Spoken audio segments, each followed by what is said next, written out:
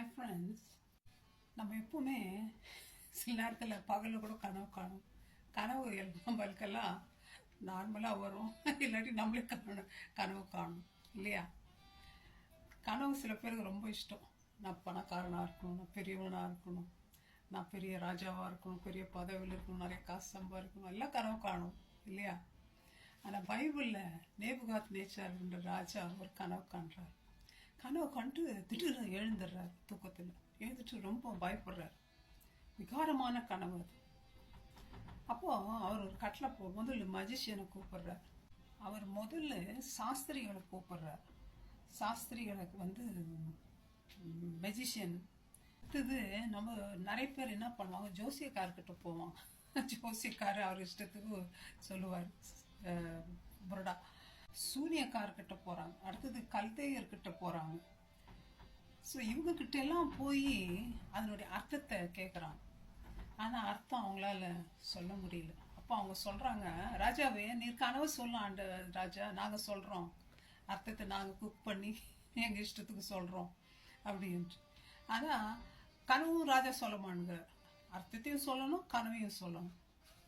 ஆண்டவர் சில காரியங்களை சில பேருக்கு வெளிப்படுத்துகிறார். ஆண்டவர் வார்த்தையா சொல்றாரு, காண்பிக்கிறாரு, கனவுல பேசுறாரு, விஷனா கொண்டு வர்றாரு. இப்படி பல மெத்தட ஆண்டவர் கையாளுறாரு.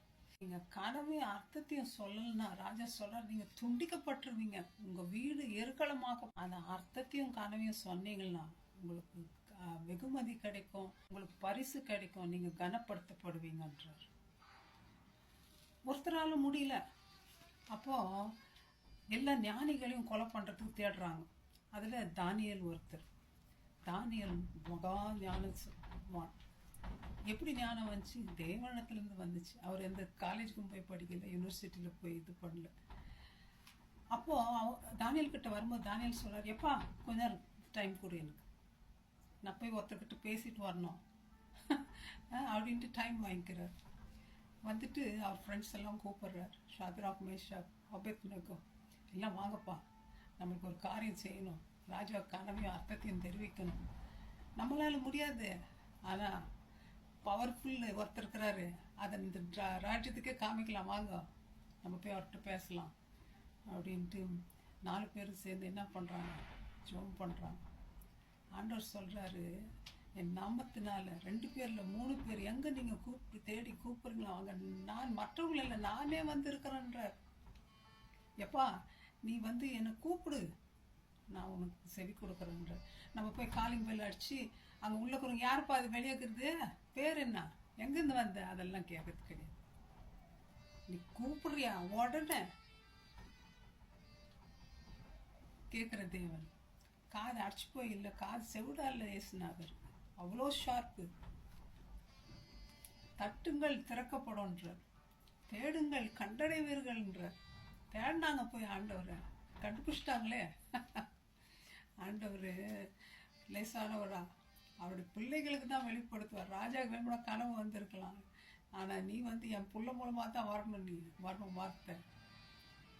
உடனே தானியலுக்கு ஆண்டவர் வெளிப்படுத்துறாரு. வெளிப்படுத்தினோடனே போறாரு தானியல், வீர நடை போட்டு கூண் போயா என்ன ராஜா கிட்ட, நிறுத்துட்டு கொலை பண்றதெல்லாம் நிறுத்து, ஏசுநாதர் பவர்ஃபுல்ன்றதை நான் உனக்கு நிரூபிக்கிறேன். போறார் ராஜா முன்னாடி. நீ ராஜாவை உட்காந்துட்டு இருக்கலாம், ஆனா உனக்கு ஞானம் கிடையாது. ஆண்டவர் எனக்கு ஞானத்தை கொடுத்துருக்காரு, புத்தியை கொடுத்துருக்காரு. ராஜாவுக்கு முன்னாடி போய் கனவையும் அந்த அர்த்தத்தையும் வெளிப்படுத்துறாரு.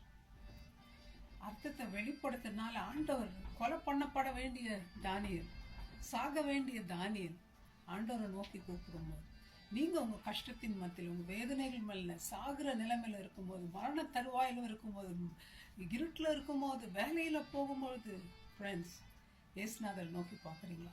அவர் வார்த்தைகளை நம்புறீங்களா? அவருடைய ப்ராமிஸ் ஆமேன் என்றும் இருக்குது. ஜீவனுள்ள வார்த்தையை நோக்கி பார்க்குறீங்களா? அவரை நோக்கி பார்க்குறீங்களா? ஃப்ரெண்ட்ஸ், உங்க நிலைமை மாறும், சர்க்கம்ஸ்டன்ஸ் மாறும். பவர் வச்சுங்கிறார் ஆண்டவர், பவர்ஃபுல் தேவன். அவர் செய்யக்கூடாத காரியம் ஒன்று உண்டோ? வாங்க, அவர் அப்படி வெளிப்படுத்ததுனால அவருடைய கரியர் உயர்த்தப்பட்டார். அவர் ராஜாவுக்கு அட்வைசரி அவர். ராஜா த்ரோனில் தான் உட்காந்துருக்கணும். ஆனால் எல்லா அட்வைஸ்க்கும் யார்கிட்ட போகணும்? தானியல் கிட்ட போகணும். தானியல் உடனே அவர் ஃப்ரெண்ட்ஸ் எல்லாம் தூக்கி வச்சார். ராஜா ஃபுல்லாக கவர்னர் ஆனாங்க. ஃபுல்லாக ஃப்ரெண்ட்ஸ். பேர்பட்ட இயேசு கிறிஸ்து ஞானத்தை கொடுக்கிற தேவன், மறைப்பொருளை வெளிப்படுத்துகிற தேவன் உண்டோ? சொல்லுங்க. அந்த இயேசுப்பா விட்டுட்டு தூரம் நீங்கள் போயிருக்கலாமா? வாங்க ஃப்ரெண்ட்ஸ், கஷ்ட நேரத்தில் ஓடி போயிடுவோம் அவர்கிட்ட. அவர் சட்டைகளின் கீழே அடைக்கலம் போகுவோம், நம்மை உயர்த்துவார். தகுந்த நேரத்தில் ஆண்டவர் நம்ம என்ன பண்ணுவார்? மரண படுக்கை மாற்றுவார். மரணத்துக்கு தருவாயிருந்த தானியேலை ஆண்டவர் உயர்த்தினார். சாகாமல் வாழ்நாட்களை நீடித்தார். ராஜாவுக்கு அடுத்த ஸ்தானத்தில் போகும்படி உயர்த்தினார். என்ன ட்ரீம் நம்ம கண்டாலும் ஆண்டவர் நம்முடைய ட்ரீமை, நம்முடைய ஃபியூச்சரை நமக்கு வெளிப்படுத்துவார். ஆண்டவரை நம்புவோம், தேடுவோம், அவர்கிட்ட போவோம். May God bless you, my friends. Thank you. Bye-bye.